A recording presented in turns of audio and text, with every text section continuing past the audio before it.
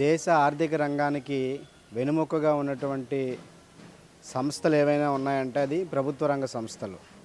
ఈ ప్రభుత్వ రంగ సంస్థల్ని గతంలో ఉన్నటువంటి ప్రభుత్వాలు, పాలకవర్గాలు ఎన్నో పరిశ్రమలు స్థాపించారు. అటు నెహ్రూ మొదలుకొని ఇక్కడ మన్మోహన్ సింగ్ వరకు కూడా ఏవో ఒక ప్రభుత్వ రంగ పరిశ్రమల్లో వాళ్ళ టెన్యూర్లో స్థాపించినటువంటి దాఖలాలు ఉన్నాయి. కానీ ప్రధానమంత్రిగా బాధ్యతలు చేపట్టిన నరేంద్ర మోడీ వచ్చిన తర్వాత ఈ దేశంలో ఉన్న ప్రభుత్వ రంగ సంస్థల పరిశ్రమలన్నీ కూడా కార్పొరేట్ సెక్టర్కి అప్పచెప్పడం, లేకపోతే ప్రైవేట్ వాళ్ళకి అప్పచెప్పడం తప్ప ప్రభుత్వ రంగ పరిశ్రమను కూడా స్థాపించినటువంటి దాఖలాలు అయితే లేవు. ఉన్నటువంటి ప్రభుత్వ రంగ సంస్థలను కూడా పూర్తిగా ప్రైవేట్ పరం చేస్తున్నారు. ఈ నేపథ్యంలోనే ఉమ్మడి ఆంధ్రప్రదేశ్లోనే ఒక పెద్ద దేశంలోనూ కూడా దేశం మొత్తం మీద చూసుకున్నా సరే సముద్ర తీరంలో ఉన్నటువంటి ఉక్కు కర్మాగారం ఏదైనా ఉందంటే అది విశాఖ ఉక్కు కర్మాగారం. ఈ విశాఖ స్టీల్ ప్లాంట్ కూడా ఆషామాషిగా ఏం రాలే. అనేక మంది స్థానికంగా ఉన్నటువంటి రైతులు దరిదాపుగా 22,000 ఎకరాల భూమిని వాళ్ళు ఈ పరిశ్రమ కోసం త్యాగం చేశారు. అంతేకాకుండా ఈ పరిశ్రమ రావడం కోసం అప్పట్లో ఉన్నటువంటి విద్యార్థులు కానివ్వండి, కమ్యూనిస్టు పార్టీ రాజకీయ నాయకులు కానివ్వండి, ఎమ్మెల్యేలు లేకపోతే వీళ్ళంతా కూడా రాజీనామాలు చేశారు. అంతేకాకుండా 32 మంది అమరుల త్యాగాలకి ప్రతీక విశాఖ ఉక్కు కర్మాగారం. 32 మంది బలిదానంతో వచ్చింది ఆ విశాఖ ఉక్కు కర్మాగారం.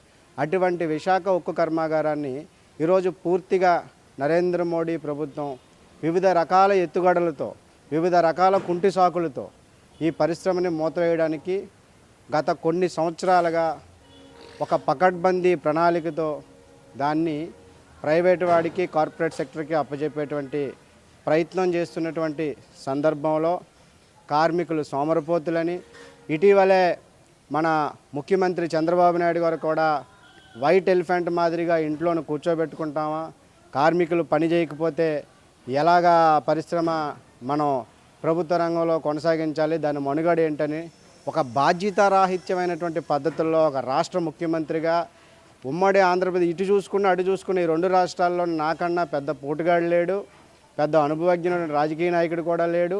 చట్టసభల్లో నాదే అత్యంత అనుభవం ఉన్నటువంటి నాయకుడిని అని చెప్పుకున్నటువంటి చంద్రబాబు నాయుడు ఇంత బాధ్యతారాహిత్యంగా అక్కడ కార్మికుల్ని, స్టీల్ ప్లాంట్ని అవమానపరిచేటువంటి పద్ధతుల్లో మాట్లాడారంటే ఇది ఎంత దుర్మార్గమో ఒక్కసారి ఆలోచించాలి.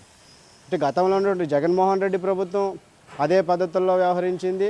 ఇప్పుడు ఉన్నటువంటి చంద్రబాబు నాయుడు కూడా అదే పద్ధతుల్లో వ్యవహరిస్తున్నారు. వీళ్ళు ప్రతిపక్షంలో ఉంటే ఒక మాట, అధికారంలో ఉంటే ఒక మాట. ఇటువంటి ద్వంద్వ వైఖరితో ఈ రాష్ట్రంలో ఉన్నటువంటి పెద్ద కర్మాగారం విశాఖ ఉక్కు కర్మాగారాన్ని దాన్ని నిర్వీర్యం చేయడానికి ప్రయత్నం చేస్తున్నారు.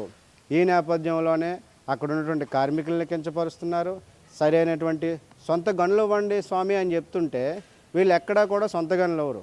కానీ ఇక్కడ ఉన్నటువంటి పనికిమాల ఎంపీలు ఎవరైతే ఉన్నారో తెలుగుదేశం ఎంపీలు, వీళ్ళు వెళ్ళి ఇంకా నిర్మాణం కానిటువంటి నక్కపల్లిలో మెటల్ స్టీల్ ఫ్యాక్టరీకి గనులు ఇవ్వమని అడుగుతూ ఉన్నారు. ఇది ఎంతవరకు సమంజసమని మేము ఇక్కడ ఉన్నటువంటి ప్రజానికంగా ప్రశ్నిస్తూ ఉన్నాం. ఇక్కడే ఉన్నటువంటి ఎంపీ శ్రీ భరత్ ఆయన ఎన్నికల మేనిఫెస్టోలో కూడా చాలా స్పష్టంగా మీరు అధికారంలోకి వచ్చిన నన్ను ఎంపీగా గెలిపిస్తే తప్పనిసరిగా విశాఖ ఉక్కు కర్మాగారాన్ని కాపాడడంలో నేను చాలా క్రియాశీలకమైన పాత్రను పోషిస్తామని ఆయన ఇచ్చినటువంటి బ్రోచర్లో, ఎన్నికల్లో ప్రజలకు పంచినటువంటి బ్రోచర్లో ఆయన చాలా స్పష్టంగా చెప్పాడు. విద్యావేత్త, అందులోని ఇప్పుడు తెలుగుదేశం పార్టీ కేంద్రం ఏం చెప్తే అది వినేటువంటి పరిస్థితుల్లో ఉన్నారు. ఎందుకంటే 2 ఊతకర్రల సాయంతో ఈరోజు కేంద్రంలో నరేంద్ర మోడీ ప్రభుత్వం నడుస్తూ ఉంది. ఒకటి మెజారిటీ పార్ట్ చంద్రబాబు నాయుడు నాయకత్వంలోని తెలుగుదేశం పార్టీ ఎంపీలు ఈరోజు నరేంద్ర మోడీకి ఆ ప్రభుత్వానికి మద్దతు ఇస్తేనే ఆయన 2 కాళ్ళ సాయంతో నడవగలుగుతున్నాడు. రెండో కర్ర ఈరోజు నితీష్ కుమార్, బీహార్ ముఖ్యమంత్రిగా ఉన్న నితీష్ కుమార్ జేడీయూ ఏదైతే ఉందో వీళ్ళ ఎంపీలు కూడా సహాయంతో ఈరోజు ప్రభుత్వం నడుస్తుంది. కాబట్టి ఈరోజు చంద్రబాబు నాయుడు ఏం చెప్పినా సరే అక్కడ జరిగేటువంటి పరిస్థితి ఉన్నా సరే ఆ దిశగా వీళ్ళు ఎక్కడా కూడా చిత్తశుద్ధితో ప్రయత్నం చేయట్లేదు.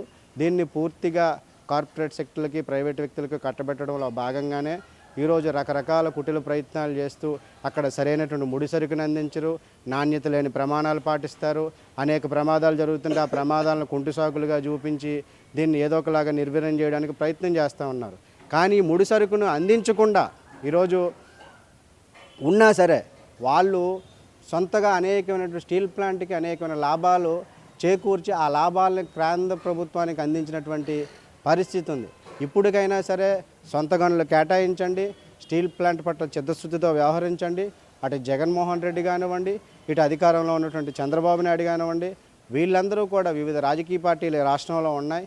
ఆ రాజకీయ పార్టీలని, ప్రజా సంఘాలని తీసుకుని చంద్రబాబు నాయుడు నాయకత్వంలోనే మేము కూడా చెప్తా ఉన్నాం. చంద్రబాబు నాయుడు నాయకత్వంలో వీళ్ళందరినీ కూడా సమీకరించి ఒక పెద్ద ఎత్తున కేంద్రం పైన ఒత్తిడి తీసుకొస్తే తప్పనిసరిగా విశాఖ స్టీల్ ప్లాంట్ అనేది ప్రభుత్వ రంగంలోనే కొనసాగుతుందని ఘంటాపదంగా చెప్పదలుచుకున్నాం. దానికి అనేకమైనటువంటి ఉదాహరణలు ఉన్నాయి.